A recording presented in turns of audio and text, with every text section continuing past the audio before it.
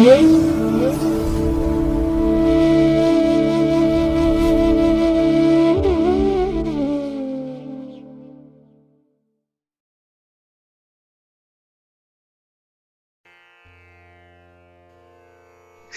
ಮಹಾಗಣಪತೇ ನಮಃ. ಶ್ರೀ ಗುರುಭ್ಯೋ ನಮಃ. ಹರಿ ಓಂ. ಪ್ರೀತಿಯ ಬಂಧುಗಳೇ, ಸಿರಿಗನ್ನಡ ಸುದ್ದಿವಾಹಿನಿಗೆ ತಮಗೆಲ್ಲರಿಗೂ ಕೂಡ ಸ್ವಾಗತ. ದಯಾಮಯನಾದಂಥ ಭಗವಂತನ ಅನುಗ್ರಹ ತಮ್ಮೆಲ್ಲರಿಗೆ ಪ್ರಾಪ್ತಿಯಾಗಲಿ, ತಮ್ಮೆಲ್ಲರ ಜೀವನ ಆರೋಗ್ಯದಾಯಕವಾಗಿರಲಿ, ಸಂತೃಪ್ತಿದಾಯಕವಾಗಿರಲಿ ಎಂದು ಭಗವಂತನಲ್ಲಿ ಪ್ರಾರ್ಥನೆಯನ್ನು ಮಾಡ್ತಾ ಈ ದಿನದ ಪಂಚಾಂಗ ಫಲವನ್ನು ನೋಡೋಣ.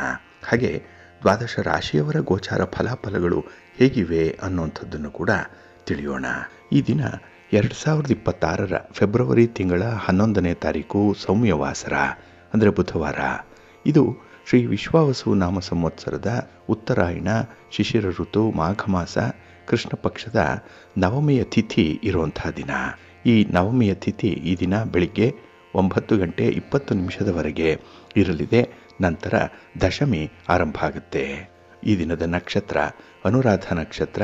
ಇದು ಈ ದಿನ ಬೆಳಿಗ್ಗೆ 10:35 ಇರಲಿದೆ. ನಂತರ ಜ್ಯೇಷ್ಠ ನಕ್ಷತ್ರ ಆರಂಭ ಆಗುತ್ತೆ. ಈ ದಿನದ ಕರ್ಣ ಪೂರ್ವಕರ್ಣ ಗರಜ. ಇದು ಈ ದಿನ ಬೆಳಿಗ್ಗೆ 10:01 ಇರಲಿದೆ. ನಂತರ ಉತ್ತರ ಕರ್ಣ ವಣಿಜ ಆರಂಭ ಆಗುತ್ತೆ. ಈ ದಿನದ ಯೋಗ ವ್ಯಾಘಾತ ಯೋಗ. ಇದು ಈ ದಿನ ರಾತ್ರಿ 2:29 ಇರಲಿದೆ. ನಂತರ ಹರ್ಷಣ ಯೋಗ ಆರಂಭ ಆಗುತ್ತೆ. ಈ ದಿನ ದಿಕ್ಷೂಲೆ ಇರುವಂಥದ್ದು ಉತ್ತರ ದಿಕ್ಕಿಗೆ. ಇನ್ನು ಈ ದಿನ ಸೂರ್ಯ ಇರುವಂಥ ರಾಶಿ ಮಕರ, ಚಂದ್ರ ಇರುವಂಥ ರಾಶಿ ವೃಶ್ಚಿಕ. ಹಾಗೆ ಈ ದಿನ ರಾಹುಕಾಲ ಇರುವಂಥ ಸಮಯ ಈ ದಿನ ಮಧ್ಯಾಹ್ನ 12:38 ಮಧ್ಯಾಹ್ನ 2:06 ಉಳಿಕ ಕಾಲ ಈ ದಿನ ಬೆಳಿಗ್ಗೆ 11:10 ಮಧ್ಯಾಹ್ನ 12:38 ಹಾಗೆ ಯಮಗಂಡ ಕಾಲ ಈ ದಿನ ಬೆಳಿಗ್ಗೆ 8:14 ಬೆಳಿಗ್ಗೆ 9:41 ಇರಲಿದೆ. ಇನ್ನು ಈ ದಿನ ದುಷ್ಟ ಮುಹೂರ್ತ ಇರುವಂಥ ಸಮಯ ಈ ದಿನ ಮಧ್ಯಾಹ್ನ 12:13 ಮಧ್ಯಾಹ್ನ 12:57 ದುಷ್ಟ ಮುಹೂರ್ತದ ಸಮಯ. ಹಾಗಾಗಿ ಈ ಸಮಯದಲ್ಲಿ ಯಾವುದೇ ಪ್ರಯಾಣವನ್ನಾಗಲಿ ಯಾವುದೇ ಶುಭ ಕಾರ್ಯಗಳನ್ನಾಗಲಿ ಆರಂಭ ಮಾಡಬೇಡಿ. ಏಕೆಂದರೆ ನೀವು ಯಾವುದೇ ಕೆಲಸ ಕಾರ್ಯಗಳನ್ನು ಈ ದುಷ್ಟ ಮುಹೂರ್ತದ ಸಮಯದಲ್ಲಿ ಆರಂಭ ಮಾಡಿದರೆ ಅದರಿಂದ ಬರುವಂಥ ಫಲಿತಾಂಶಗಳು ಅಷ್ಟೊಂದು ಅನುಕೂಲಕರವಾಗಿ ಇರೋದಿಲ್ಲ. ಅದರಿಂದಲೇ ಈ ದುಷ್ಟ ಮುಹೂರ್ತವನ್ನು ಅವಾಯ್ಡ್ ಮಾಡುವಂಥದ್ದು ತುಂಬ ಉತ್ತಮ. ಇನ್ನು ಈ ದಿನ ಅಭಿಜಿತ್ ಮುಹೂರ್ತ ಯಾವುದೂ ಇಲ್ಲ.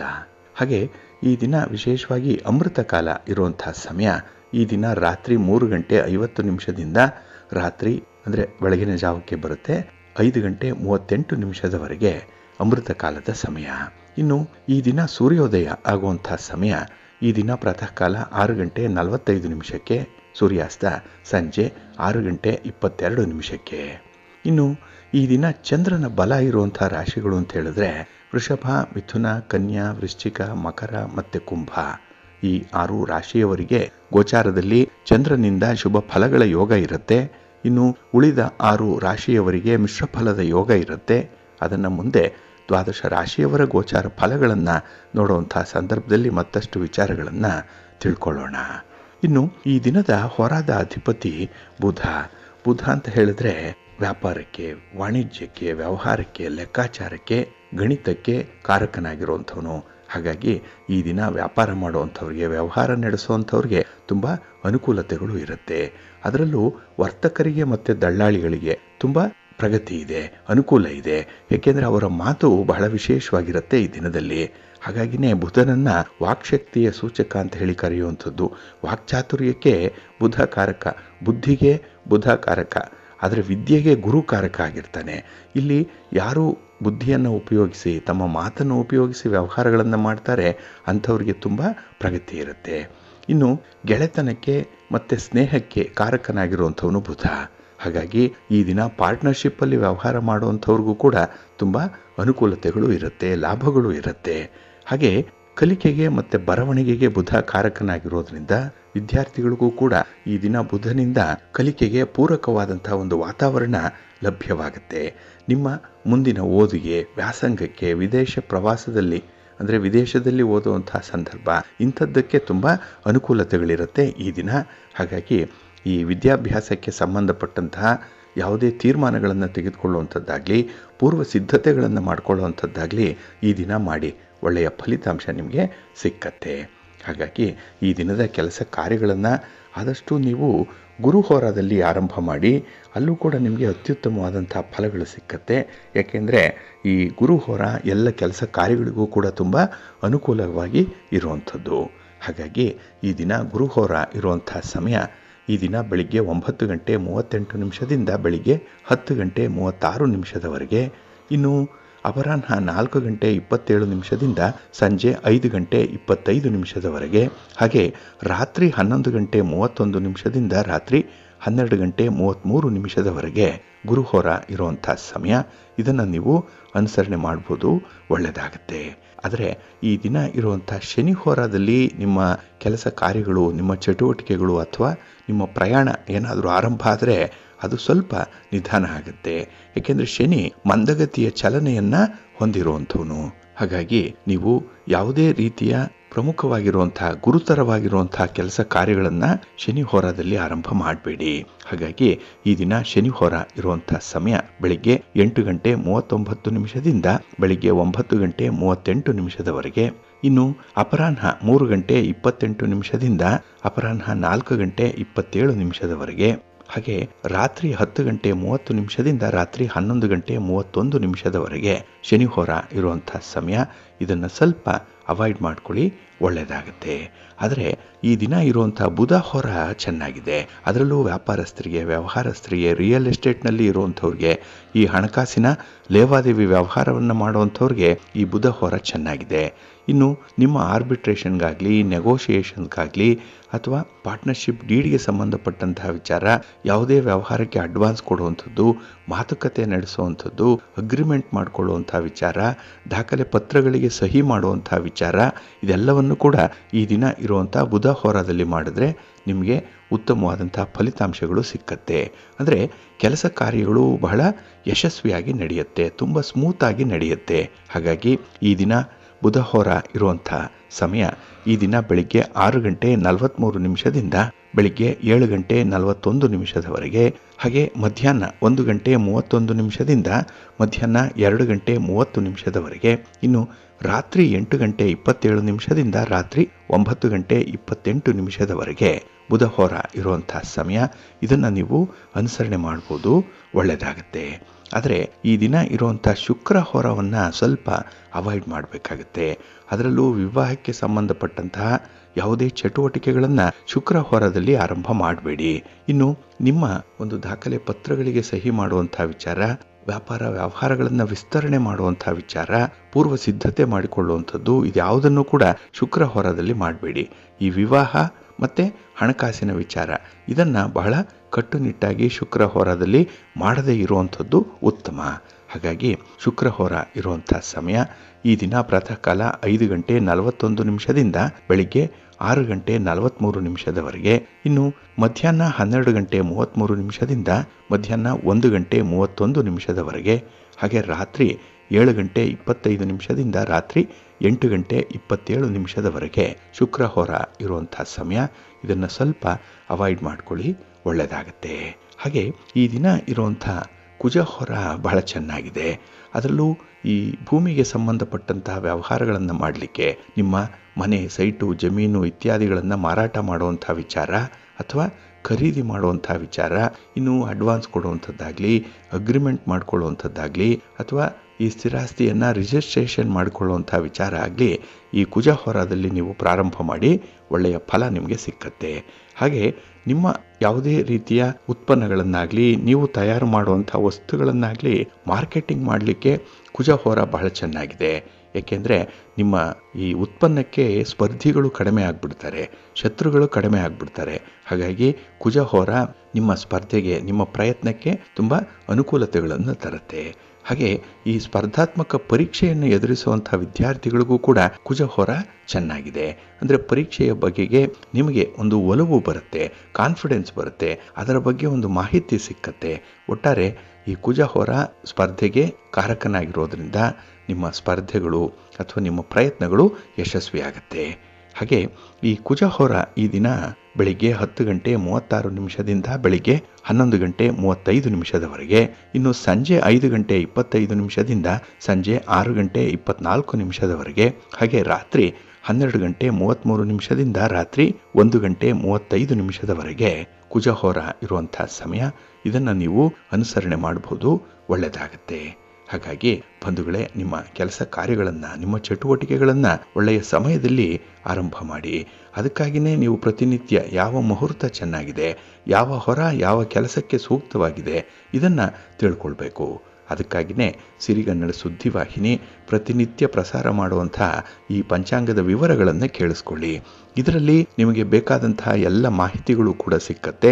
ಅದನ್ನು ನೀವು ಅನುಸರಣೆ ಮಾಡೋದ್ರಿಂದ ನಿಮ್ಮ ಪ್ರಯತ್ನ ಯಶಸ್ವಿಯಾಗುತ್ತೆ. ನೀವು ಆ ಒಂದು ಕೆಲಸದಿಂದ ಅಥವಾ ಆ ಪ್ರಯಾಣದಿಂದ ಯಾವ ಫಲಿತಾಂಶವನ್ನು ಬಯಸ್ತಾ ಇದ್ದೀರೋ ಅಂಥದ್ದೇ ಫಲಿತಾಂಶ ನಿಮಗೆ ಬರುತ್ತೆ. ಏಕೆಂದರೆ ಈ ಪಂಚಾಂಗ ನಿಮಗೆ ಮಾರ್ಗದರ್ಶಿಯಾಗಿರುತ್ತೆ, ಒಳ್ಳೆಯದಾಗತ್ತೆ. ಬಂಧುಗಳೇ, ಈ ದಿನ ಬಹಳ ವಿಶೇಷವಾಗಿರುವಂತಹ ದಿನ.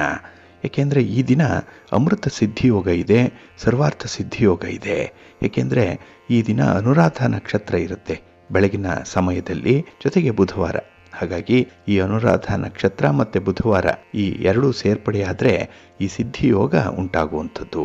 ಹಾಗಾಗಿ ಈ ದಿನ ಬೆಳಿಗ್ಗೆ 6 ಗಂಟೆ 45 ನಿಮಿಷದಿಂದ ಬೆಳಿಗ್ಗೆ 10 ಗಂಟೆ 35 ನಿಮಿಷದವರೆಗೆ ಸರ್ವಾರ್ಥ ಸಿದ್ಧಿಯೋಗ ಮತ್ತು ಅಮೃತ ಸಿದ್ಧಿಯೋಗ ಇರುತ್ತೆ. ಇದನ್ನು ನೀವು ಉಪಯೋಗಿಸ್ಕೊಳ್ಬೋದು. ನಿಮ್ಮ ವ್ಯವಹಾರಗಳನ್ನು ತೀರ್ಮಾನ ಮಾಡುವಂಥದ್ದು, ಯಾವುದೇ ರೀತಿಯ ಸಂಕಲ್ಪ ಮಾಡಿಕೊಳ್ಳುವಂಥದ್ದು, ಹಾಗೆ ಶುಭ ಕಾರ್ಯಗಳಿಗೆ ಪೂರ್ವ ಸಿದ್ಧತೆಯನ್ನು ಮಾಡಿಕೊಳ್ಳಲಿಕ್ಕೆ ತುಂಬ ಪ್ರಶಸ್ತವಾಗಿರುವಂಥ ಸಮಯ. ಹಾಗೆ ನಿಮ್ಮ ಉದ್ದೇಶಿತ ಪ್ರಯಾಣ ಕೂಡ ತುಂಬ ಸುಖಕರವಾಗಿರುತ್ತೆ, ಶುಭ ಲಾಭವನ್ನು ಕೂಡ ತರುತ್ತೆ ಈ ಸಿದ್ಧಿ ಯೋಗದ ಸಂದರ್ಭದಲ್ಲಿ ಆರಂಭ ಮಾಡಿದರೆ. ಹಾಗಾಗಿ ಇದರ ಸದುಪಯೋಗ ಮಾಡಿಕೊಳ್ಳಿ ಅಂತ ಹೇಳ್ತಾ, ಇನ್ನು ಈ ದಿನ ಚಗೋದಯದಂತೆ ಶುಭ ಸಮಯ ಯಾವುದಿದೆ ಅಂತ ಹೇಳಿದ್ರೆ ಬೆಳಿಗ್ಗೆ 7 ಗಂಟೆ 5 ನಿಮಿಷದಿಂದ ಬೆಳಿಗ್ಗೆ 8 ಗಂಟೆ 19 ನಿಮಿಷದವರೆಗೆ ಟೈಮ್ ಚೆನ್ನಾಗಿದೆ. ಹಾಗಾಗಿ ಇದನ್ನು ಕೂಡ ಒಳ್ಳೆಯ ಕೆಲಸಕ್ಕೆ ಬಳಸ್ಕೊಳ್ಬೋದು. ಹಾಗೆ ಸಂಜೆ 4 ಗಂಟೆ 52 ನಿಮಿಷದಿಂದ 6 ಗಂಟೆ 16 ನಿಮಿಷದವರೆಗೂ ಕೂಡ ಶುಭ ಸಮಯ. ಹಾಗಾಗಿ ನಿಮ್ಮ ಪ್ರಯತ್ನಗಳು ಅಷ್ಟೊಂದು ಫೇಲ್ಯೂರ್ ಆಗಲ್ಲ ಈ ಸಮಯದಲ್ಲಿ. ಆದರೂ ಇದನ್ನು ಕೂಡ ಶುಭ ಸಮಯ ಅಂತಲೇ ಪರಿಗಣಿಸಿ ನಿಮ್ಮ ಕೆಲಸ ಕಾರ್ಯಗಳನ್ನಾಗಲಿ ನಿಮ್ಮ ಪ್ರಯಾಣವನ್ನಾಗಲಿ ಪ್ರಾರಂಭ ಮಾಡಬಹುದು, ಒಳ್ಳೆಯದಾಗುತ್ತೆ. ಹಾಗೆ ಈ ದಿನದ ವಿಶೇಷ ಕಾರ್ಯಕ್ರಮದಲ್ಲಿ ನಾವು ಈ ಪ್ರಾರಬ್ಧದ ಅಂದರೆ ಈ ಪೂರ್ವಾರ್ಜಿತ ಕರ್ಮ ಏನಿದೆ ಅದರ ಒಂದು ನಿಗೂಢವಾದಂಥ ಒಂದು ಲೆಕ್ಕಾಚಾರ ಇದೆ. ಈ ಲೆಕ್ಕಾಚಾರ ಯಾರಿಗೂ ಕೂಡ ತಿಳಿಯಲ್ಲ, ಆದರೆ ಅನುಭವಿಸಬೇಕು.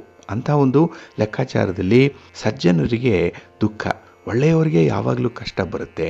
ಆದರೆ ಕೆಟ್ಟವರು, ಪಾಪಿಗಳು, ಅನ್ಯಾಯ ಮಾಡುವಂಥವ್ರು ಅವರಿಗೆ ಸುಖ ಜಾಸ್ತಿ ಇರುತ್ತೆ.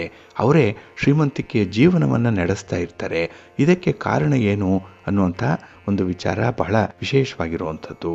ಇಲ್ಲಿ ನಮ್ಮ ದೃಷ್ಟಿ ಬಹಳ ಸೀಮಿತವಾಗಿರುವಂಥದ್ದು. ಅಂದರೆ ಈ ಜನ್ಮದ ಈ ಕ್ಷಣದ ಘಟನೆಗಳನ್ನು ಮಾತ್ರ ನಾವು ನೋಡ್ತೇವೆ. ಆದರೆ ನಮಗೆ ಮುಂದೆ ನಡೆಯುವಂತಹ ಘಟನೆಗಳು ಗೊತ್ತಿಲ್ಲ. ನಮ್ಮ ಮರಣ, ನಮ್ಮ ಸಾವು ಯಾವಾಗ ಇರುತ್ತೆ ಅದು ಗೊತ್ತಿಲ್ಲ.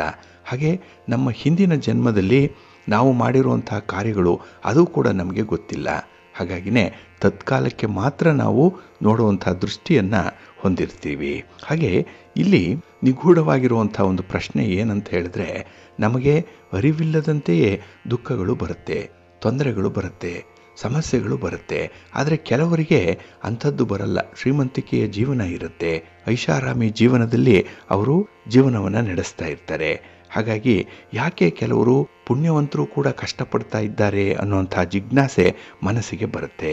ಹಾಗಾಗಿ ಕರ್ಮದ 3 ಪ್ರಕಾರಗಳನ್ನು ತಿಳ್ಕೊಂಡ್ರೆ ಇದಕ್ಕೆ ಸುಲಭವಾಗಿ ಉತ್ತರ ಸಿಕ್ಕಂತಾಗತ್ತೆ ನೋಡಿ. ಹಾಗಾಗಿ ಇಲ್ಲಿ ಕರ್ಮದ 3 ಮೂಟೆಗಳು ಅಂತಲೇ ಹೇಳ್ಬೋದು. ಅದನ್ನು ನಮ್ಮ ಋಷಿ ಮುನಿಗಳು 3 ಭಾಗವನ್ನಾಗಿ ವಿಂಗಡಣೆ ಮಾಡಿದ್ದಾರೆ. ಅದರಲ್ಲಿ ಮೊದಲನೆಯದು ಸಂಚಿತ ಕರ್ಮ. ಇದು ನಮ್ಮ ಹಿಂದಿನ ಜನ್ಮಗಳೇನಿದೆ, ಅನಂತ ಜನ್ಮಗಳು, ಅದರ ಒಟ್ಟು ಕರ್ಮಗಳ ಒಂದು ಗೋಡೌನಿದ್ದಾಗೆ ಇದು. ನಾವು ಕಳೆದ 100 ಜನ್ಮಗಳಲ್ಲಿ ಮಾಡಿದಂತಹ ಪಾಪ ಪುಣ್ಯ ಎಲ್ಲವೂ ಕೂಡ ಇಲ್ಲಿ ಶೇಖರಣೆಯಾಗುತ್ತೆ. ಇದು ಬೆಟ್ಟದಷ್ಟು ದೊಡ್ಡದಾಗಿರುತ್ತೆ ಈ ಸಂಚಿತ ಕರ್ಮ. ಇನ್ನೊಂದು ಪ್ರಾರಬ್ಧ ಕರ್ಮ. ಈ ಸಂಚಿತ ಕರ್ಮದ ಈ ಗೋಡೌನ್ನಿಂದ ಕೇವಲ ಈ ಜನ್ಮಕ್ಕೆ ಅನುಭವಿಸಲಿಕ್ಕಾಗಿ ದೇವರು ತೆಗೆದಿಟ್ಟಿರುವಂಥ ಒಂದು ಸಣ್ಣ ಭಾಗ ಏನಿದೆ ಅದು ಪ್ರಾರಬ್ಧ ಕರ್ಮ. ನಮ್ಮ ಈ ಜನ್ಮದ ಸುಖ ದುಃಖ, ಆಯಸ್ಸು, ಆರೋಗ್ಯ, ಸಂಪತ್ತು ಎಲ್ಲವೂ ಕೂಡ ಈ ಪ್ರಾರಬ್ಧ ಕರ್ಮದ ಮೇಲೆ ನಿರ್ಧಾರಿತವಾಗಿರುತ್ತೆ. ಇನ್ನು ಮೂರನೆಯದು ಆಗಾಮಿ ಕರ್ಮ. ಈ ಜನ್ಮದಲ್ಲಿ ನಾವು ಹೊಸದಾಗಿ ಮಾಡ್ತಾ ಇರುವಂಥ ಕೆಲಸ, ಇದರ ಫಲ ನಮಗೆ ಮುಂದೆ ಸಿಕ್ಕತ್ತೆ. ಸಮಸ್ಯೆಯ ಮೂಲ ಇಲ್ಲೇ ಇರುವಂಥದ್ದು. ಏಕೆಂದರೆ ಒಬ್ಬ ವ್ಯಕ್ತಿ ಈ ಜನ್ಮದಲ್ಲಿ ಕೆಟ್ಟ ಕೆಲಸವನ್ನು ಮಾಡ್ತಾ ಇರ್ಬೋದು, ಆದರೆ ಅವನ ಈ ಜನ್ಮದ ಸುಖ ಅವನ ಪ್ರಾರಬ್ಧವನ್ನು ಅಂದರೆ ಹಿಂದಿನ ಜನ್ಮದ ಪುಣ್ಯವನ್ನು ಅವಲಂಬಿಸಿರುವಂಥದ್ದು.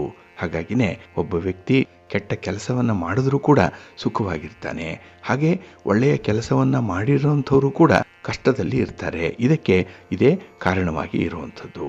ಇಲ್ಲಿ ಪಾಪ ಕೆಲಸಗಳನ್ನು ಮಾಡಿರುವಂಥ ವ್ಯಕ್ತಿ ಈ ಜನ್ಮದಲ್ಲಿ ದುಂದು ವೆಚ್ಚ ಮಾಡ್ತಾ, ಮೋಜು ಮಸ್ತಿಯನ್ನು ಮಾಡ್ತಾ, ಅವನು ಯಾವ ಕೆಲಸವನ್ನೂ ಕೂಡ ಮಾಡದೆ ಜನರಿಗೆ ಮೋಸ ಮಾಡಿಕೊಂಡೇ ಶ್ರೀಮಂತನಾಗಿರ್ಬೋದು.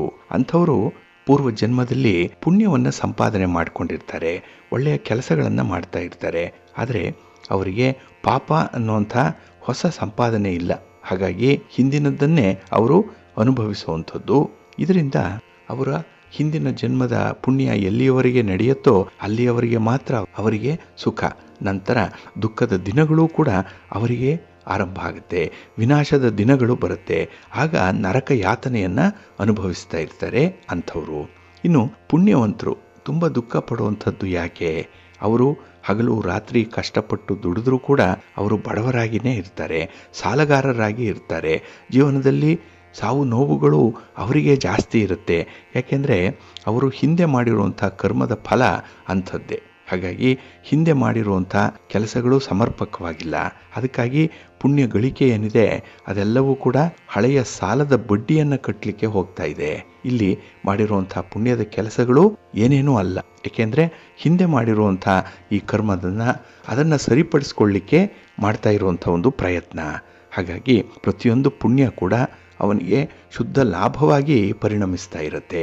ಯಾವಾಗ ಹಿಂದಿನ ಈ ಪೂರ್ವಾರ್ಜಿತ ಕರ್ಮ ತೀರಿ ಹೋಗುತ್ತೋ ನಂತರದಲ್ಲಿ ಅವನಿಗೆ ಸುಖ ಪ್ರಾಪ್ತಿಯಾಗುತ್ತೆ, ಶಾಶ್ವತವಾದ ಸುಖ ಸಿಕ್ಕತ್ತೆ. ಹಾಗಾಗಿನೇ ವ್ಯಕ್ತಿ ಈ ಜನ್ಮದಲ್ಲಿ ಕಷ್ಟ ಇದೆ ಅವನಿಗೆ ಅಂತ ಹೇಳಿದ್ರೆ ಹಿಂದಿನ ಜನ್ಮದಲ್ಲಿರುವಂಥ ಕಷ್ಟವನ್ನು ನಿವಾರಣೆ ಮಾಡಲಿಕ್ಕೆ ಪಡ್ತಾ ಇರುವಂಥ ಶ್ರಮ ಅದು ಬೇಗ ತೀರುತ್ತೆ, ಬೇಗ ಅವರಿಗೆ ಒಳ್ಳೆಯದಾಗತ್ತೆ ಅಂತ್ಯದಲ್ಲಿ. ಇನ್ನು ನಮ್ಮ ಹಿರಿಯರು ಹೇಳುವಂಥ ಒಂದು ಮಾತು, ವೇದಾಂತದಲ್ಲಿ ಇದಕ್ಕೆ ಸುಂದರವಾದಂತಹ ಒಂದು ಉದಾಹರಣೆಯನ್ನು ಕೊಟ್ಟಿದ್ದಾರೆ. ಇದು ಬಿಲ್ಲು ಮತ್ತು ಬಾಣದ ಉದಾಹರಣೆ. ಏನಂದರೆ ಈ ಬತ್ತಳಿಕೆಯಲ್ಲಿರುವಂಥ ಬಾಣಗಳು ಸಂಚಿತ ಕರ್ಮ, ಹಿಂದೆ ಮಾಡಿರುವಂಥ ಕರ್ಮ ಶೇಖರಣೆಯಾಗಿ ಇರುವಂಥದ್ದು ನಮ್ಮಲ್ಲೇ ಇರುತ್ತೆ, ನಮ್ಮ ಅಕೌಂಟಲ್ಲೇ ಇರುತ್ತದು.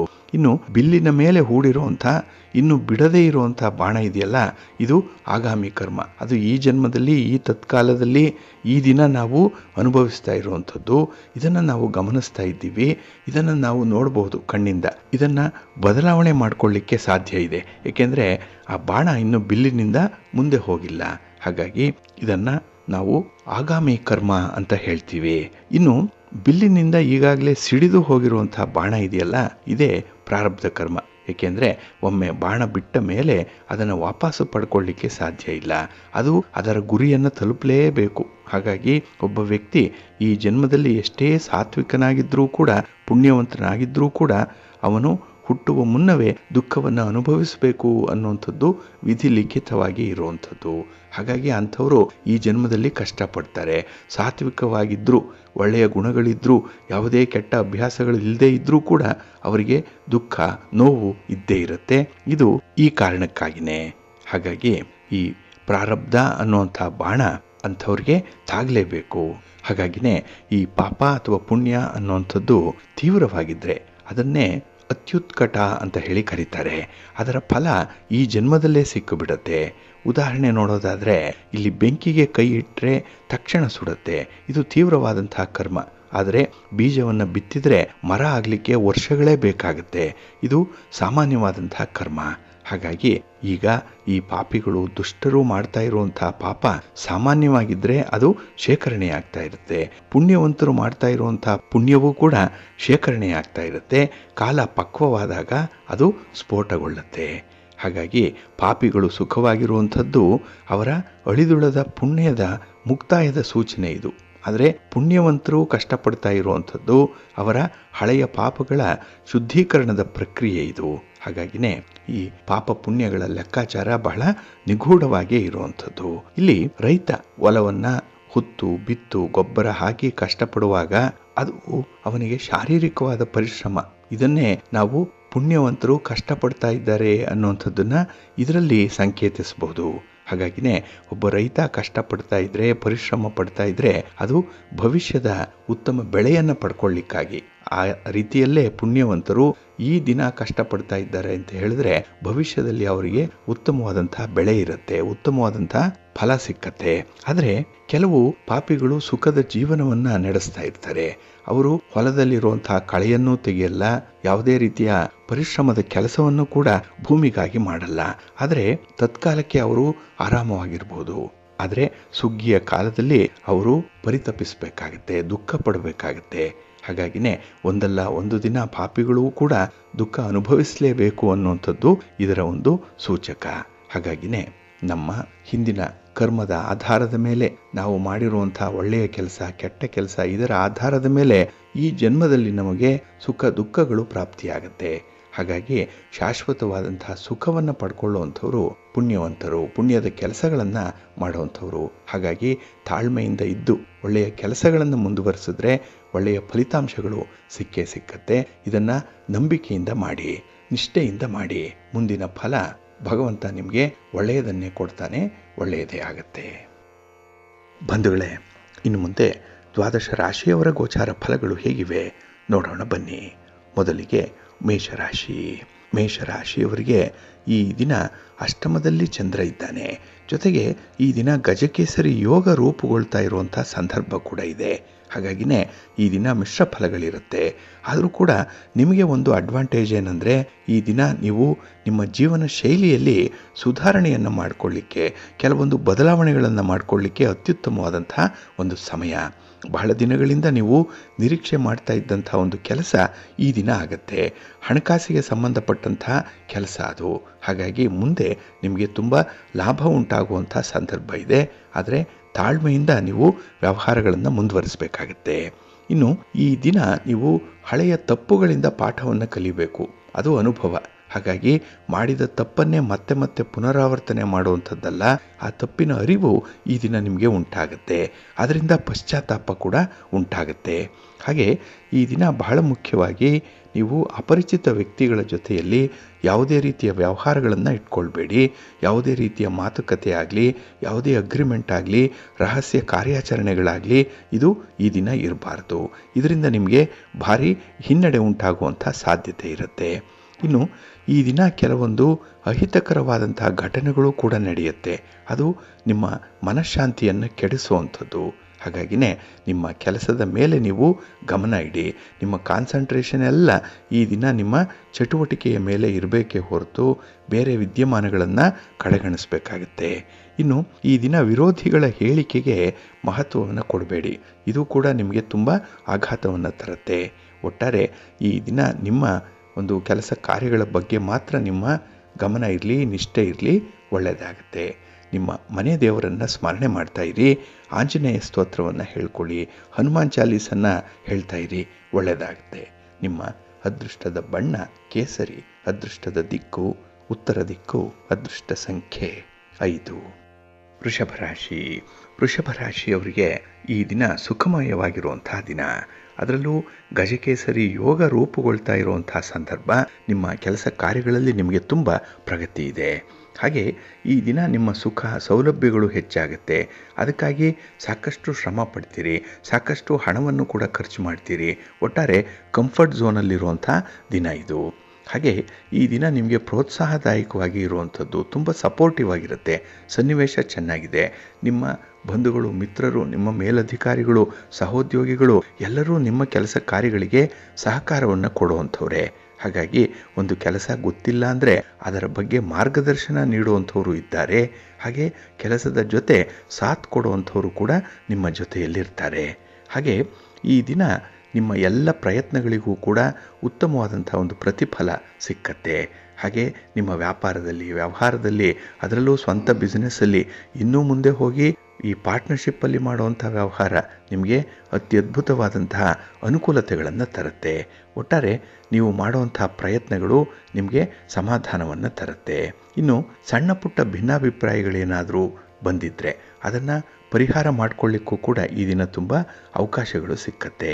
ಹಾಗೆ ಈ ದಿನ ನಿಮ್ಮ ಹಿತಶತ್ರುಗಳಿಂದ, ಅದರಲ್ಲೂ ಈ ಮೋಜು ಮಸ್ತಿ ಪಾರ್ಟಿ ಇತ್ಯಾದಿ ಏನಾದರೂ ಇದ್ದರೆ ಅದರಿಂದ ಸ್ವಲ್ಪ ದೂರ ಇರುವಂಥದ್ದು ಉತ್ತಮ.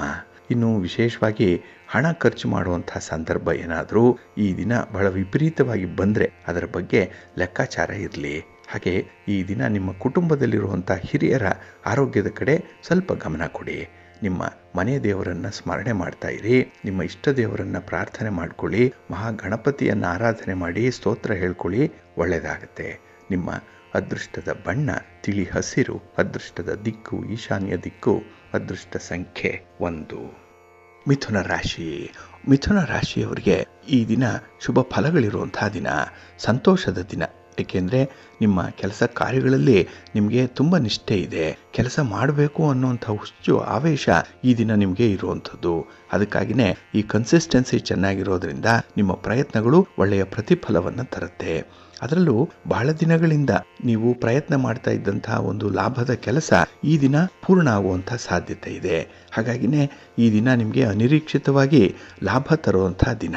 ಹಳೆಯ ಹೂಡಿಕೆಗಳೇನಾದರೂ ಇದ್ದರೆ ಅದರಿಂದ ಉತ್ತಮವಾದಂಥ ಲಾಭವನ್ನು ನಿರೀಕ್ಷೆ ಮಾಡ್ಬೋದು.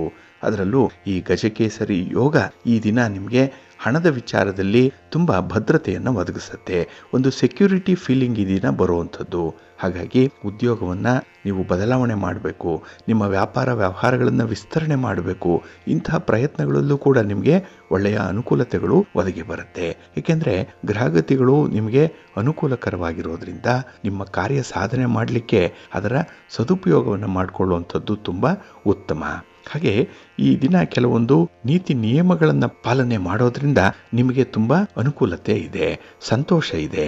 ಹಾಗೆ ಈ ದಿನ ಸ್ತ್ರೀಯರಿಗೆ ಮನೆಯಲ್ಲಿ ಒಂದು ಒಳ್ಳೆಯ ಅವಕಾಶಗಳು ಸಿಕ್ಕುವಂಥದ್ದು. ನಿಮ್ಮ ಪ್ರತಿಭೆಯನ್ನ ಈ ದಿನ ಸಾಬೀತುಪಡಿಸಲಿಕ್ಕೆ, ಪ್ರತಿಭೆಯನ್ನ ನಿಮ್ಮ ಕೌಶಲ್ಯವನ್ನ ಅನಾವರಣ ಮಾಡಲಿಕ್ಕೆ ಒಂದು ಒಳ್ಳೆಯ ಅವಕಾಶ ಸಿಕ್ಕತ್ತೆ. ಇದನ್ನ ಬಳಸ್ಕೊಳ್ಳಿ, ಸಮಾಧಾನ ಆಗತ್ತೆ.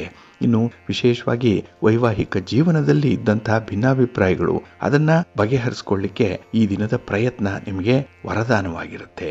ಏಕೆಂದ್ರೆ ಪ್ರಯತ್ನ ಮಾಡಿದಷ್ಟು ಕೂಡ ಬೇಗ ಬೇಗ ಫಲಿತಾಂಶಗಳು ನಿಮಗೆ ಸಿಕ್ಕತ್ತೆ. ಹಾಗಾಗಿ ಸೋಮಾರಿತನ ಬಿಟ್ಟು ಕೆಲಸಕ್ಕೆ ಈ ದಿನ ನೀವು ತೊಡಗಿಸಿಕೊಳ್ಳುವಂಥದ್ದು ನಿಚ್ಚಳವಾಗಿ ಕಾಣಿಸ್ತಾ ಇದೆ, ಒಳ್ಳೆಯದಾಗುತ್ತೆ. ನಿಮ್ಮ ಮನೆ ದೇವರನ್ನ ಸ್ಮರಣೆ ಮಾಡ್ತಾ ಇರಿ. ಹಾಗೆ ಭಕ್ತಿಯಿಂದ ಈ ದಿನ ನೀವು ಮಹಾಲಕ್ಷ್ಮಿಯನ್ನ ಆರಾಧನೆ ಮಾಡಿ, ಮಹಾವಿಷ್ಣುವನ್ನ ಪ್ರಾರ್ಥನೆ ಮಾಡ್ಕೊಳ್ಳಿ, ಒಳ್ಳೆಯದಾಗತ್ತೆ. ನಿಮ್ಮ ಅದೃಷ್ಟದ ಬಣ್ಣ ತಿಳಿ ಹಸಿರು, ಅದೃಷ್ಟದ ದಿಕ್ಕು ಪೂರ್ವ ದಿಕ್ಕು, ಅದೃಷ್ಟ ಸಂಖ್ಯೆ 2. ಕರ್ಕಾಟಕ ರಾಶಿ. ಕರ್ಕಾಟಕ ರಾಶಿಯವರಿಗೆ ಈ ದಿನ ಗ್ರಹಗತಿಗಳು ಅಷ್ಟೊಂದು ಸಪೋರ್ಟಿವ್ ಆಗಿಲ್ಲ. ಅದಕ್ಕಾಗಿಯೇ ನಿಮ್ಮ ಕೆಲಸ ಕಾರ್ಯಗಳು ಸ್ವಲ್ಪ ಹಿನ್ನಡೆಯನ್ನು ಅನುಭವಿಸುತ್ತೆ. ಹಾಗೆ ಬರುವಂತಹ ಫಲಿತಾಂಶಗಳು ಕೂಡ ತುಂಬ ತಡವಾಗುತ್ತೆ. ಇದರಿಂದ ನಿಮಗೆ ಸ್ವಲ್ಪ ಅಸಮಾಧಾನ ಇರುವಂಥ ಸಂದರ್ಭ. ಹಾಗೆ ಈ ದಿನ ನೀವು ಮಾಡುವಂಥ ಕೆಲಸ ಅಷ್ಟೇ ನಿಮ್ಮ ಕರ್ತವ್ಯ, ಆದರೆ ಫಲಾಫಲಗಳನ್ನು ಕೊಡುವಂಥವನು ಭಗವಂತ.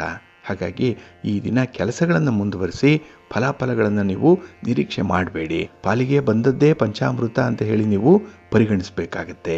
ಇನ್ನು ಈ ದಿನದಲ್ಲಿ ಗಾಳಿಯಲ್ಲಿ ಗೋಪುರ ಕಟ್ಟುವಂಥ ಕೆಲಸವನ್ನು ಮಾಡಬೇಡಿ. ಏಕೆಂದರೆ ಪ್ರಾಕ್ಟಿಕಲ್ ಆಗಿದ್ದಾಗ ಮಾತ್ರ ಕೆಲಸಗಳು ಯಶಸ್ವಿ ಆಗುತ್ತೆ. ಎಲ್ಲೋ ಒಂದು ಕಡೆ ಆಗಿರುವಂತಹ ಘಟನೆ, ಯಾರೋ ಸಹಾಯ ಮಾಡ್ತಾರೆ ಅನ್ನುವಂಥ ಭರವಸೆ, ಇದು ನಿಮ್ಮ ಕನಸನ್ನು ನುಚ್ಚು ನೂರಾಗಿಸ್ಬಿಡುತ್ತೆ. ಹಾಗಾಗಿ ನಿಮ್ಮ ಸ್ವಂತ ಬಲದ ಮೇಲೆ ಮಾತ್ರ ನೀವು ಈ ದಿನ ಕೆಲಸವನ್ನು ಮುಂದುವರಿಸಬೇಕಾಗತ್ತೆ. ನಿಮ್ಮಲ್ಲಿ ಹಣ ಇದೆಯಾ, ಯೋಜನೆ ಮಾಡಿ. ನಿಮ್ಮಲ್ಲಿ ಸಂಪನ್ಮೂಲಗಳಿದೆಯಾ, ಅದಕ್ಕೆ ತಕ್ಕಂತೆ ಒಂದು ಪ್ಲಾನ್ ಮಾಡಿ. ಇಲ್ಲ ಅಂತ ಹೇಳಿದ್ರೆ ಈ ದಿನ ನೀವು ತಟಸ್ಥವಾಗಿ ಉಳಿಯುವಂಥದ್ದೇ ಉತ್ತಮ.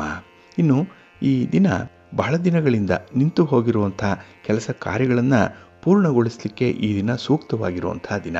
ಅದಕ್ಕಾಗಿಯೇ ಹೊಸದಾಗಿ ಕೆಲಸಗಳನ್ನು ಆರಂಭ ಮಾಡೋದಕ್ಕಿಂತ ಈಗಾಗಲೇ ಆರಂಭ ಮಾಡಿರುವಂಥ ಕೆಲಸ ಕಾರ್ಯಗಳಿಗೆ ಸ್ವಲ್ಪ ಗಮನ ಕೊಡಿ. ಇನ್ನು ಈ ದಿನ ನಿಮ್ಮ ಉತ್ಸಾಹವನ್ನು ಹೆಚ್ಚಿಸುವಂಥ ಘಟನೆಗಳು ತುಂಬ ಇದೆ. ಅದನ್ನು ನೀವು ಪಾಸಿಟಿವ್ ಆಗಿ ನೋಡಬೇಕು. ಹಾಗಾಗಿ ಎಲ್ಲವನ್ನೂ ಕೂಡ ಅನುಮಾನದ ದೃಷ್ಟಿಯಿಂದಲೇ ನೋಡುವಂಥದ್ದು ಒಳ್ಳೆಯದಲ್ಲ.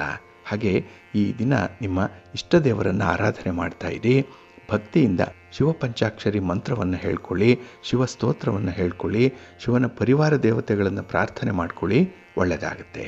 ನಿಮ್ಮ ಅದೃಷ್ಟದ ಬಣ್ಣ ಗುಲಾಬಿ, ಅದೃಷ್ಟದ ದಿಕ್ಕು ಈಶಾನ್ಯ ದಿಕ್ಕು, ಅದೃಷ್ಟ ಸಂಖ್ಯೆ 2. ಸಿಂಹರಾಶಿ. ಸಿಂಹರಾಶಿಯವರಿಗೆ ಈ ದಿನ ಚಂದ್ರನ ಗೋಚಾರದಿಂದ ಮಿಶ್ರ ಫಲಗಳಿರುತ್ತೆ. ಆದರೆ ಈ ಗಜಕೇಸರಿಯ ಯೋಗದ ಹಿನ್ನೆಲೆಯಲ್ಲಿ ನಿಮಗೆ ಹಣಕಾಸಿನ ವಿಚಾರದಲ್ಲಿ ಲಾಭ ಇರುತ್ತೆ. ಹಾಗಾಗಿ ಈ ದಿನ ಆದಾಯದ ದೃಷ್ಟಿಯಿಂದ ನಿಮಗೆ ಉತ್ತಮವಾದಂತಹ ದಿನ. ನಿಮ್ಮ ಕೈಯಲ್ಲಿ ಹಣ ಇರುತ್ತೆ, ಅದನ್ನು ಎಷ್ಟು ವಿವೇಚನೆಯಿಂದ ಬಳಸ್ತೀರಿ ಅನ್ನೋಂಥದ್ರ ಮೇಲೆ ನಿಮ್ಮ ಯಶಸ್ಸು ನಿಂತಿರುತ್ತೆ. ಇನ್ನು ಸರ್ಕಾರಿ ನೌಕರರಿಗೆ ಈ ದಿನ ಕೆಲಸದಲ್ಲಿ ಒಂದು ದೊಡ್ಡ ಯಶಸ್ಸು ಸಿಕ್ಕತ್ತೆ, ಒಂದು ದೊಡ್ಡ ಸಮಾಧಾನ ಈ ದಿನ ಸಿಕ್ಕುವಂಥ ಸಾಧ್ಯತೆಗಳು ತುಂಬ ಇರುತ್ತೆ. ಆದರೆ ಈ ದಿನ ಕಾರ್ಯ ಸಾಧನೆ ಮಾಡಲಿಕ್ಕೆ ಆರಂಭದಲ್ಲೇ ಅಡ್ಡಿ ಆತಂಕಗಳು ಜಾಸ್ತಿ ಇರುತ್ತೆ. ಸ್ಟಾರ್ಟಿಂಗ್ ಹಿಕ್ಕಪ್ಸ್ ಅನ್ನುವಂಥದ್ದು ತುಂಬ ಇರುತ್ತೆ. ಅದನ್ನು ನಿವಾರಣೆ ಮಾಡಿಕೊಳ್ಬೇಕು ಅಂದರೆ ಈ ದಿನ ನಿಮ್ಮ ಕೆಲಸದಲ್ಲಿ, ನಿಮ್ಮ ಗುರಿಯಲ್ಲಿ ಸ್ಪಷ್ಟತೆ ಇರಬೇಕು. ಯಾವ ಕೆಲಸವನ್ನು ಯಾವ ರೀತಿಯಲ್ಲಿ ಆರಂಭ ಮಾಡಬೇಕು, ಹೇಗೆ ಅದನ್ನು ಮುಂದುವರಿಸಬೇಕು ಅನ್ನುವಂಥ ಒಂದು ಸ್ಪಷ್ಟ ಚಿತ್ರಣ ನಿಮ್ಮ ಕಣ್ಣ ಮುಂದೆ ಇರಬೇಕು. ಹಾಗೆ ಅದರ ಸಾಧಕ ಬಾಧಕಗಳನ್ನು ಕೂಡ ಮೊದಲೇ ಲೆಕ್ಕಾಚಾರ ಮಾಡಿರಬೇಕು. ಹಾಗಾಗಿ ಪ್ರತಿಯೊಂದು ಕೆಲಸಕ್ಕೂ ಕೂಡ ಪೂರ್ವ ಸಿದ್ಧತೆಯನ್ನು ಮಾಡಿಕೊಂಡ್ರೆ ಅದು ಯಶಸ್ಸನ್ನು ಪಡ್ಕೊಳ್ಳುತ್ತೆ. ಇನ್ನು ಈ ದಿನದಲ್ಲಿ ಯಾವುದೇ ಒಂದು ಕೆಲಸ ಕಾರ್ಯಗಳನ್ನು ವಹಿಸಿಕೊಳ್ಳುವಂತಹ ಸಂದರ್ಭದಲ್ಲಿ ಅದರ ಆಳದ ಬಗ್ಗೆ, ಅದರ ಒಂದು ಇಂಟೆನ್ಸಿಟಿಯ ಬಗ್ಗೆ ಗಮನವನ್ನು ಇಟ್ಕೊಳ್ಬೇಕು. ಹಾಗಾಗಿ ಜವಾಬ್ದಾರಿ ಬರುತ್ತೆ ಅಂತ ಹೇಳಿ ಅದರಿಂದ ಒಳ್ಳೆಯ ಹೆಸರು ಬರುತ್ತೆ ಅಂತ ಹೇಳಿ ವಹಿಸಿಕೊಳ್ಳುವಂಥದ್ದಲ್ಲ, ಅದನ್ನು ನಿಭಾಯಿಸುವಂಥ ಒಂದು ಶಕ್ತಿ ಸಾಮರ್ಥ್ಯ ನಿಮ್ಮಲ್ಲಿದೆಯೇ ಅನ್ನುವಂಥದ್ದನ್ನು ಮೊದಲು ನೀವು ನೋಡಿಕೊಂಡು ಮುಂದುವರಿರಿ, ಒಳ್ಳೆಯದಾಗತ್ತೆ. ಇನ್ನು ಈ ದಿನ ಬೆಲೆ ಬಾಳುವ ವಸ್ತುಗಳ ವ್ಯವಹಾರ ಮಾಡುವಂತಹ ಸಂದರ್ಭದಲ್ಲಿ ಸ್ವಲ್ಪ ಜಾಗೃತರಾಗಿರಿ.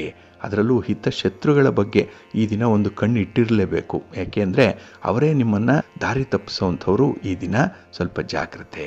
ನಿಮ್ಮ ಇಷ್ಟ ದೇವರನ್ನು ಆರಾಧನೆ ಮಾಡ್ತಾ ಇರಿ. ಹಾಗೆ ಭಕ್ತಿಯಿಂದ ದುರ್ಗಾಸ್ತುತಿಯನ್ನು ಮಾಡಿ, ದುರ್ಗಾ ದೇವಿಯನ್ನು ಈ ದಿನ ಪ್ರಾರ್ಥನೆ ಮಾಡ್ಕೊಳ್ಳಿ, ಸ್ತೋತ್ರ ಹೇಳ್ಕೊಳ್ಳಿ, ದರ್ಶನ ಮಾಡ್ಕೊಳ್ಳಿ, ಒಳ್ಳೆಯದಾಗುತ್ತೆ. ಯಾವುದಾದ್ರೂ ಒಂದು ಶಕ್ತಿ ದೇವತೆಯ ದೇವಸ್ಥಾನಕ್ಕೆ ಹೋಗಿ ಬನ್ನಿ, ಒಳ್ಳೆಯದಾಗುತ್ತೆ. ನಿಮ್ಮ ಅದೃಷ್ಟದ ಬಣ್ಣ ಕೆಂಪು, ಅದೃಷ್ಟದ ದಿಕ್ಕು ಪೂರ್ವ ದಿಕ್ಕು, ಅದೃಷ್ಟ ಸಂಖ್ಯೆ 1. ಕನ್ಯಾ ರಾಶಿ. ಕನ್ಯಾ ರಾಶಿಯವರಿಗೆ ಈ ದಿನ ಸಂಪೂರ್ಣವಾಗಿರುವಂಥ ಒಂದು ಚೈತನ್ಯ ಇದೆ. ಎನರ್ಜಿ ಲೆವೆಲ್ ತುಂಬ ಚೆನ್ನಾಗಿದೆ. ಹಾಗಾಗಿನೇ ಕೆಲಸ ಕಾರ್ಯಗಳನ್ನು ಮಾಡುವಂಥ ಉತ್ಸಾಹ ಕೂಡ ದುಪ್ಪಟ್ಟಾಗಿರುವಂಥದ್ದು ಈ ದಿನ. ಹಾಗೆ ಹೊಸ ಉದ್ಯೋಗದ ಆಹ್ವಾನ ಕೂಡ ಬರುವಂಥದ್ದು.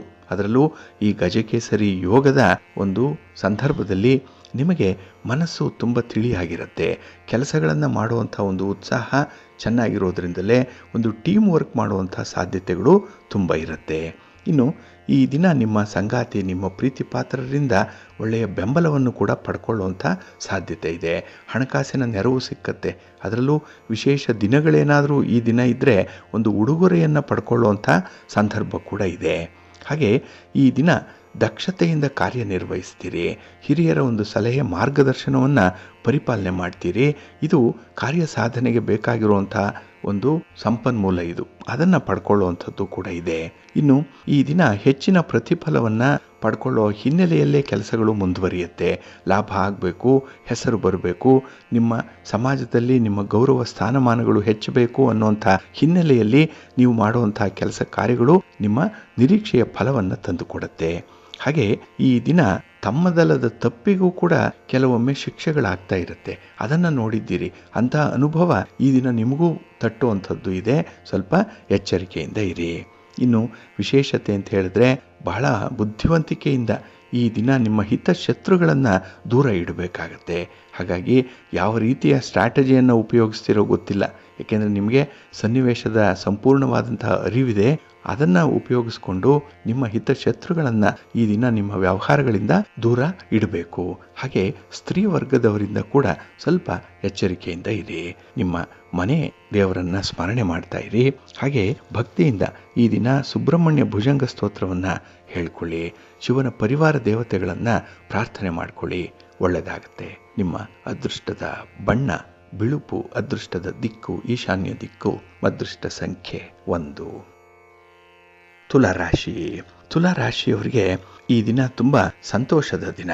ಏಕೆಂದರೆ ನೀವು ಹಿಂದೆ ಮಾಡಿರುವಂತಹ ಕೆಲಸ ಕಾರ್ಯಗಳಿಂದ ಈ ದಿನ ಒಳ್ಳೆಯ ಫಲಿತಾಂಶ ಸಿಕ್ಕತ್ತೆ. ಹಾಗಾಗಿ ಬಿತ್ತಿದಂತಹ ಬೆಳೆ ಈ ದಿನ ಒಳ್ಳೆಯ ಫಲವನ್ನು ಕೊಡ್ಬೋದು. ಅದರ ನಿರೀಕ್ಷೆಯಲ್ಲೂ ಕೂಡ ನೀವು ಇರುವಂಥದ್ದು ಇದೆ. ಹಾಗೆ ಈ ದಿನ ನೀವು ಮಾಡುವಂತಹ ಕೆಲಸ ಕಾರ್ಯಗಳಲ್ಲಿ ನಿಮ್ಮ ಬಂಧುಗಳ ಮಿತ್ರರ ಒಂದು ಸಹಕಾರ ಚೆನ್ನಾಗಿದೆ. ಆದರೆ ಅವರ ಒಂದು ಸಮಯದಲ್ಲೂ ಕೂಡ ನೀವು ಪ್ರತಿ ಸಹಾಯವನ್ನು ಮಾಡುವಂಥದ್ದು, ನಿಮ್ಮ ಸಹಕಾರ ಮನೋಭಾವವನ್ನು ವಿಸ್ತರಿಸುವಂಥ ಒಂದು ಪ್ರಯತ್ನ ಕೂಡ ಆಗಬೇಕಾಗತ್ತೆ. ಹಾಗೆ ಈ ದಿನ ನಿಮಗೆ ಒಂದು ಶಿಸ್ತಿನ ವಾತಾವರಣ ಇದೆ, ಸಂತೋಷದ ವಾತಾವರಣ ಇದೆ. ಹಾಗೆ ಕುಟುಂಬ ಸ್ಥಾನದಲ್ಲಿ ಚಂದ್ರ ಇರೋದ್ರಿಂದ ಕುಟುಂಬದಲ್ಲಿ ಶುಭ ಕಾರ್ಯಗಳು ನಡೆಯುವಂತಹ ಸೂಚನೆ, ಅದರ ಬಗ್ಗೆ ಮಾತುಕತೆ ಇರ್ಬೋದು, ಪೂರ್ವ ಸಿದ್ಧತೆ ಇರ್ಬೋದು, ಅಥವಾ ಪ್ರಯಾಣ ಮಾಡಬೇಕಾದಂಥ ಸಂದರ್ಭ ಬರ್ಬೋದು. ಇದೆಲ್ಲವೂ ಕೂಡ ನಿಮಗೆ ಒಳ್ಳೆಯ ಫಲವನ್ನು ಕೊಡುತ್ತೆ. ಹಾಗೆ ಈ ದಿನ ಸ್ತ್ರೀಯರಿಗೆ ಸ್ವಲ್ಪ ಪರದಾಟ, ಸ್ವಲ್ಪ ಒತ್ತಡ ಇರುತ್ತೆ.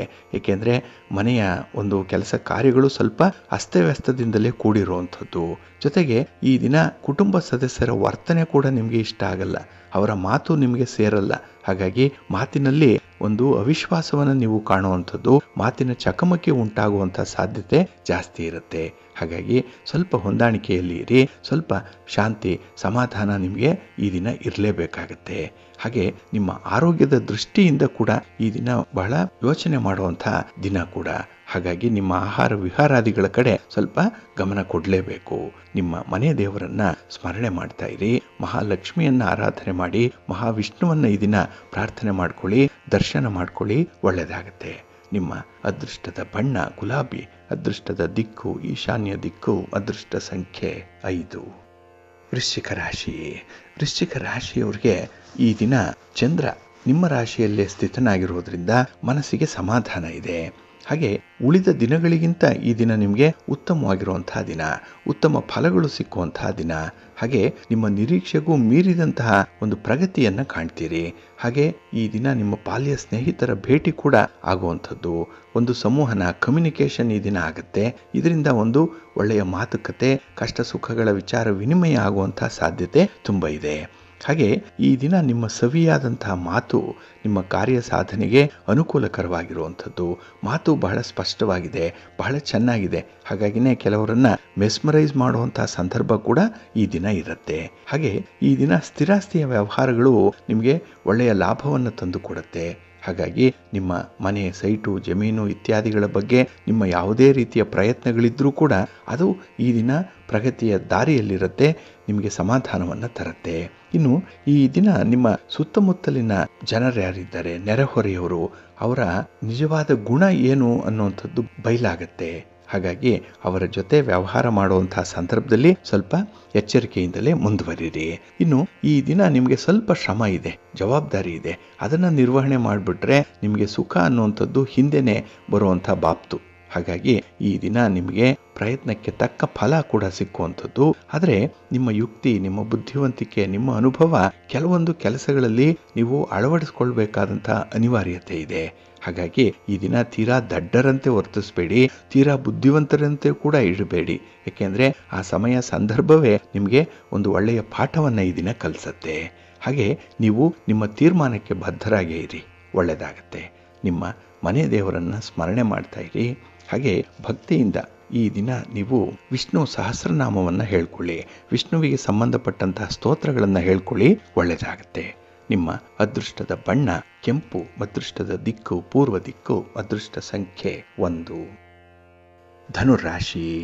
ಧನುರಾಶಿಯವರಿಗೆ ಈ ದಿನ ಮಿಶ್ರ ಫಲಗಳಿರುವಂತಹ ದಿನ. ಚಂದ್ರ ನಿಮಗೆ ವ್ಯಯಸ್ಥಾನದಲ್ಲಿದ್ದಾನೆ. ಹಾಗೆ ಈ ಗಜಕೇಸರಿ ಯೋಗ ಏನಿದೆ, ಇದರಿಂದ ನಿಮಗೆ ಆದಾಯದಲ್ಲಿ ಹೆಚ್ಚಳ ಆಗುವಂಥ ಒಂದು ಸ್ಪಷ್ಟ ಚಿತ್ರಣ ಸಿಕ್ಕತ್ತೆ. ಎಲ್ಲವೂ ಒಳ್ಳೆಯದಾಗ್ತಾ ಇದೆ ಅನ್ನುವಂಥ ಅನುಭವ ನಿಮಗೆ ಕಾಣಿಸುತ್ತೆ. ಎಲ್ಲವೂ ದೂರದಲ್ಲಿದೆ, ಸ್ಪಷ್ಟವಾಗಿ ಗೋಚರ ಆಗ್ತಾ ಇದೆ. ಆದರೆ ನಿಮ್ಮ ಹತ್ತಿರದಲ್ಲಿ ಅದಿಲ್ಲ, ಅನುಭವಿಸಲಿಕ್ಕೆ ಸಾಧ್ಯ ಆಗಲ್ಲ. ಹಾಗಾಗಿನೇ ನಾಳೆಯ ದಿನಕ್ಕಾಗಿ ನೀವು ಸ್ವಲ್ಪ ನಿರೀಕ್ಷೆಯಲ್ಲಿ ಇರಬೇಕಾಗತ್ತೆ. ಒಳ್ಳೆಯ ದಿನ ಬರುತ್ತೆ ಅನ್ನುವಂಥ ಒಂದು ತಾಳ್ಮೆ ಈ ದಿನ ನಿಮಗೆ ಬೇಕಾಗತ್ತೆ. ಆದರೆ ಈ ದಿನ ಒಂದು ಸಣ್ಣ ಕೆಲಸ ಮಾಡಲಿಕ್ಕೂ ಕೂಡ ಹೆಚ್ಚು ಶ್ರಮ ಪಡಬೇಕು, ಹಣ ಖರ್ಚಾಗುತ್ತೆ. ಹಾಗೆ ಈ ದಿನ ಸಮಯದ ಪರಿಪಾಲನೆ ಕೂಡ ಪರಿಪಕ್ವವಾಗಿ ಇರಬೇಕಾಗತ್ತೆ. ಟೈಮ್ ಈಸ್ ಮನಿ ಅನ್ನುವಂಥದ್ದನ್ನು ತಿಳ್ಕೊಳ್ಬೇಕು. ಯಾಕೆಂದರೆ ಪ್ರತಿ ಕ್ಷಣವೂ ಕೂಡ ನಿಮಗೆ ಒಂದು ರೀತಿಯಲ್ಲಿ ಲಾಭ ಇದ್ದಂತೆ, ಹಣದ ಆದಾಯ ಇದ್ದಂತೆ. ಹಾಗಾಗಿ ಈ ಸಮಯವನ್ನು ಬಹಳ ಸೂಕ್ತವಾಗಿ ಬಳಸ್ಕೊಳ್ಬೇಕಾಗತ್ತೆ. ಇನ್ನು ಈ ದಿನ ನಿಮ್ಮ ಒಂದು ವಿರೋಧಿಗಳ ಬಗ್ಗೆ ಸ್ವಲ್ಪ ಎಚ್ಚರಿಕೆ ಅನ್ನುವಂಥದ್ದು ಬೇಕು. ಏಕೆ ಅಂತ ಹೇಳಿದ್ರೆ ನಿಮ್ಮ ವಿರೋಧಿಗಳೇ ಈ ದಿನ ನಿಮಗೆ ತೊಂದರೆಯನ್ನು ಕೊಡಲಿಕ್ಕೆ ಪ್ರಯತ್ನಿಸ್ತಾರೆ ಅನ್ನುವಂಥ ವಿಚಾರ ನಿಮಗೆ ಗೊತ್ತಿರಬೇಕು. ಹಾಗೆ ವ್ಯವಹಾರದಲ್ಲಿ ಸ್ವಲ್ಪ ಜಾಗ್ರತೆ ಬೇಕು. ವ್ಯಾಪಾರಂ ದ್ರೋಹ ಚಿಂತನಂ ಅಂತ ಹೇಳ್ತಾರೆ. ಹಾಗಾಗಿ ಯಾವುದೇ ವ್ಯವಹಾರಕ್ಕೆ ಹೋದ್ರೂ ಕೂಡ ಎಲ್ಲೋ ಒಂದು ಕಡೆ ಮೋಸ ಆಗುವಂಥ ಸಾಧ್ಯತೆ ಇರುತ್ತೆ. ಸ್ವಲ್ಪ ಜಾಗ್ರತೆ. ಅದರಲ್ಲೂ ಈ ಬೆಲೆ ಬಾಳುವ ವಸ್ತುಗಳನ್ನು ಖರೀದಿ ಮಾಡುವಂಥ ಒಂದು ಸಂದರ್ಭ ಬಂದ್ರೆ ನಿಮ್ಮ ಜೊತೆಯಲ್ಲಿ ಬೇರೆ ಯಾರನ್ನಾದ್ರೂ ಒಬ್ರು ಬುದ್ಧಿವಂತರನ್ನ ಅನುಭವಸ್ಥರನ್ನ ಕರ್ಕೊಂಡು ಹೋಗುವಂಥದ್ದು ಉತ್ತಮ. ಏಕೆಂದ್ರೆ ನೀವು ಒಬ್ಬರೇ ಏಕಾಂಗಿಯಾಗಿ ಒಂಟಿಯಾಗಿ ಯಾವುದೇ ಹಣಕಾಸಿನ ವ್ಯವಹಾರಗಳಿಗೆ ಕೈ ಹಾಕಬೇಡಿ. ಇನ್ನು ಯಾವುದೇ ವ್ಯವಹಾರ ಮಾಡಿದ್ರೂ ಕೂಡ ದಾಖಲೆ ಪತ್ರಗಳ ಸಹಿತವಾಗಿ ಮಾಡಿ. ಬಾಯಿ ಮಾತಿಗೆ ಯಾವುದೇ ವ್ಯವಹಾರಕ್ಕೆ ಈ ದಿನ ಒಪ್ಪಿಕೊಳ್ಬೇಡಿ. ಹಾಗಾಗಿ ಈ ದಿನ ನೀವು ಸ್ವಲ್ಪ ಎಚ್ಚರಿಕೆಯಿಂದ ಇರಿ, ಆರೋಗ್ಯ ನೋಡ್ಕೊಳ್ಳಿ. ನಿಮ್ಮ ಇಷ್ಟ ದೇವರನ್ನ ಆರಾಧನೆ ಮಾಡ್ತಾ ಇರಿ. ಹಾಗೆ ಭಕ್ತಿಯಿಂದ ಶಿವಪಂಚಾಕ್ಷರಿ ಮಂತ್ರವನ್ನು ಹೇಳ್ಕೊಳ್ಳಿ, ಶಿವಸ್ತೋತ್ರವನ್ನು ಹೇಳ್ಕೊಳ್ಳಿ, ಒಳ್ಳೆಯದಾಗತ್ತೆ. ನಿಮ್ಮ ಅದೃಷ್ಟದ ಬಣ್ಣ ತಿಳಿ ನೀಲಿ, ಅದೃಷ್ಟದ ದಿಕ್ಕು ಈಶಾನ್ಯ ದಿಕ್ಕು, ಅದೃಷ್ಟ ಸಂಖ್ಯೆ 3. ಮಕರ ರಾಶಿ. ಮಕರ ರಾಶಿಯವರಿಗೆ ಈ ದಿನ ನಿಮ್ಮ ಪ್ರಯತ್ನದಲ್ಲಿ ಉತ್ತಮವಾದಂತಹ ಫಲಿತಾಂಶವನ್ನು ಕಾಣುವಂತಹ ದಿನ. ಶುಭ ಲಾಭಗಳು ಕೂಡ ಈ ದಿನ ನಿಮಗೆ ಉಂಟಾಗುವಂಥದ್ದಿದೆ. ಯಾಕೆಂದರೆ ನಿಮ್ಮ ಪ್ರಯತ್ನ ಈ ದಿನ ತುಂಬ ಧನಾತ್ಮಕವಾಗಿರುತ್ತೆ, ತುಂಬ ಪಾಸಿಟಿವ್ ಆಗಿರುತ್ತೆ. ಹಾಗಾಗಿ ಈ ನೆಗೆಟಿವ್ ಥಾಟ್ಸ್ ಅನ್ನುವಂಥದ್ದೇ ಈ ದಿನ ತುಂಬ ಕಡಿಮೆ ನಿಮಗೆ ಬರುವಂಥದ್ದು. ಹಾಗಾಗಿ ಪ್ರತಿಯೊಂದು ವಿಚಾರದಲ್ಲೂ ಕೂಡ ಒಳ್ಳೆಯದನ್ನೇ ಬಯಸ್ತೀರಿ. ಪ್ರತಿಯೊಬ್ಬರಲ್ಲೂ ಕೂಡ ಇರುವಂತಹ ಒಳ್ಳೆಯ ಗುಣವನ್ನೇ ಈ ದಿನ ನೀವು ಆಯ್ಕೆ ಮಾಡ್ಕೊಳ್ತೀರಿ. ಅದೇ ನಿಮಗೆ ಸ್ಪಷ್ಟವಾಗಿ ಕಾಣಿಸುತ್ತೆ. ಹಾಗಾಗಿ ವ್ಯಕ್ತಿಯಲ್ಲಿರುವಂಥ ದೋಷಗಳು ನಿಮಗೆ ಗೌಣವಾಗಿರುತ್ತೆ. ಅದಕ್ಕೆ ಅಷ್ಟೊಂದು ಇಂಪಾರ್ಟೆನ್ಸ್ ಕೊಡಲ್ಲ. ಹಾಗಾಗಿ ಒಳ್ಳೆಯ ತನಕ್ಕೆ ಬೆಲೆ ಕೊಡುವಂಥ ಅವಕಾಶ ಈ ದಿನ ನಿಮಗೆ ಬರುವಂಥದ್ದು ಇದೆ.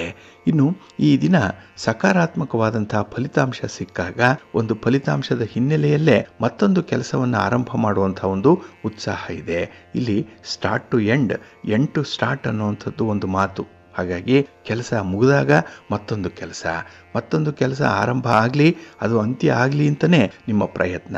ಹಾಗಾಗಿ ಇದು ಕಾಕತಾಳೀಯವಾಗಿ ಒಂದು ಕೋಇನ್ಸಿಡೆನ್ಸ್ ಈ ದಿನ ನಿಮ್ಮ ಬಯಕೆಗಳು, ನಿಮ್ಮ ಆಸೆ ಆಕಾಂಕ್ಷೆಗಳು ಈಡೇರುವಂಥ ಒಂದು ಸಂದರ್ಭ. ಹಾಗೆ ವ್ಯಾಪಾರ ಸ್ವಲ್ಪ ಏರಿಳಿತಗಳಿಂದ ಕೂಡಿರ್ಬೋದು. ಈ ದಿನ ಲಾಭ ಕಣ್ಣಿಗೆ ಕಾಣಿಸ್ತೇ ಇರ್ಬೋದು, ಆದರೆ ಆ ಲಾಭ ಮುಂದೆ ಸಿಕ್ಕುವಂಥದ್ದು ಅದು ನಿಮ್ಮ ಒಂದು ವಿಶೇಷವಾದಂತಹ ಮುತುವರ್ಜಿಯಿಂದ ಹಗಲಿರುಳು ಶ್ರಮ ಪಟ್ಟಿರುವಂಥದ್ದರ ಫಲ ನಿಮ್ಮದಾಗುತ್ತೆ. ಆದರೆ ಸ್ವಲ್ಪ ತಾಳ್ಮೆಯಿಂದ ಅದಕ್ಕೆ ನಿರೀಕ್ಷೆ ಮಾಡಬೇಕಾಗತ್ತೆ. ಎಲ್ಲವೂ ಕೂಡ ಅವಸರದಲ್ಲೇ ಆಗಲ್ಲ, ಸ್ವಲ್ಪ ಸಮಾಧಾನ ಇರಲಿ. ನಿಮ್ಮ ಇಷ್ಟ ದೇವರನ್ನ ಆರಾಧನೆ ಮಾಡ್ತಾ ಇರಿ. ಹಾಗೆ ಭಕ್ತಿಯಿಂದ ನವಗ್ರಹ ಸ್ತೋತ್ರಗಳನ್ನು ಹೇಳ್ಕೊಳ್ಳಿ, ನವಗ್ರಹಗಳ ದರ್ಶನ ಮಾಡ್ಕೊಳ್ಳಿ, ಒಳ್ಳೆಯದಾಗತ್ತೆ.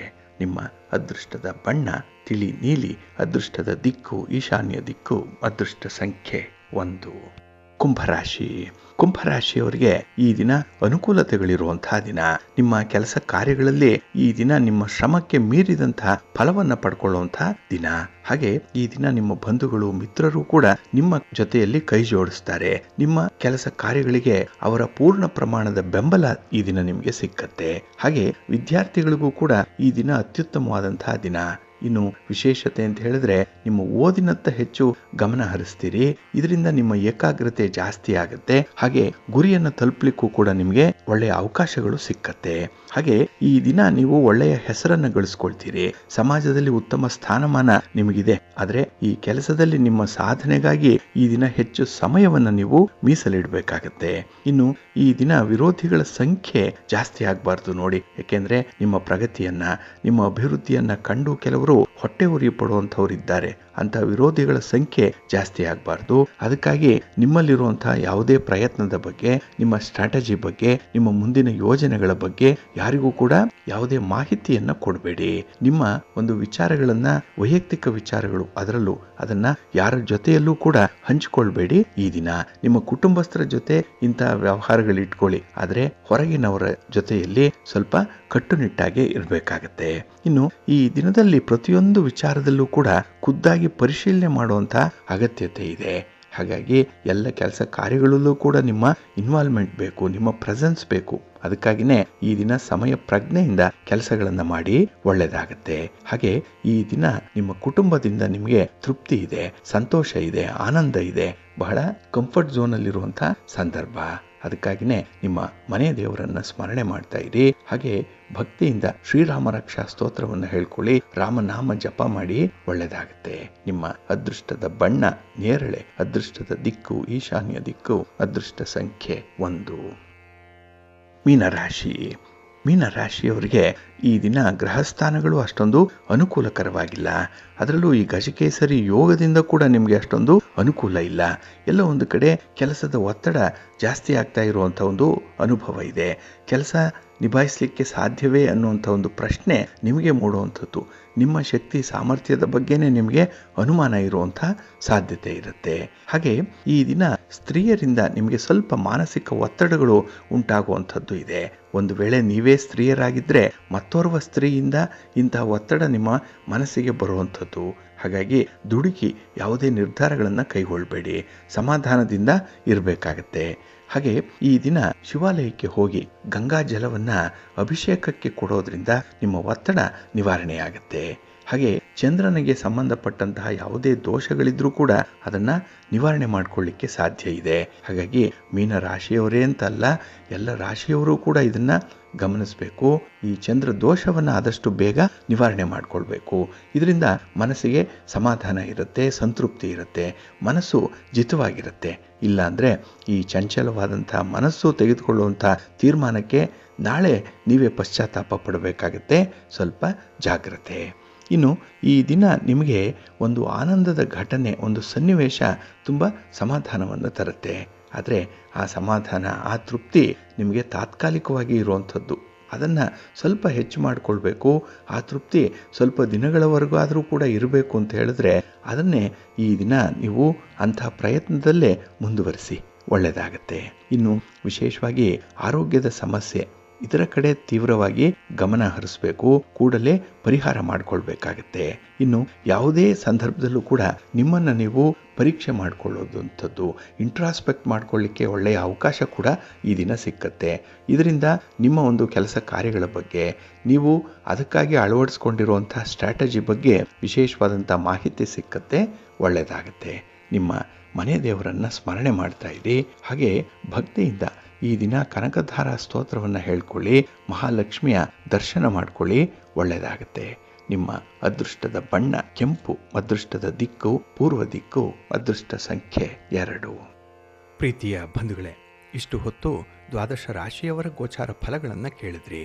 ಇನ್ನು ನಿಮ್ಮ ಕಾರ್ಯಸಿದ್ಧಿಗಾಗಿ, ನಿಮ್ಮ ಇಚ್ಛಿತ ಫಲಪ್ರಾಪ್ತಿಗಾಗಿ ನಿಮ್ಮ ಮನೆ ದೇವರನ್ನು ಸ್ಮರಣೆ ಮಾಡ್ತಾ ಇರಿ. ನಿಮ್ಮ ಇಷ್ಟ ದೇವರನ್ನು ಪ್ರಾರ್ಥನೆ ಮಾಡ್ಕೊಳ್ಳಿ, ಒಳ್ಳೆಯದಾಗತ್ತೆ. ಸರ್ವೇ ಜನಾಃ ಸುಖಿನೋ ಭವಂತು, ಸಮಸ್ತ ಸನ್ಮಂಗಳಾನಿ ಭವಂತು. ನಮಸ್ಕಾರ.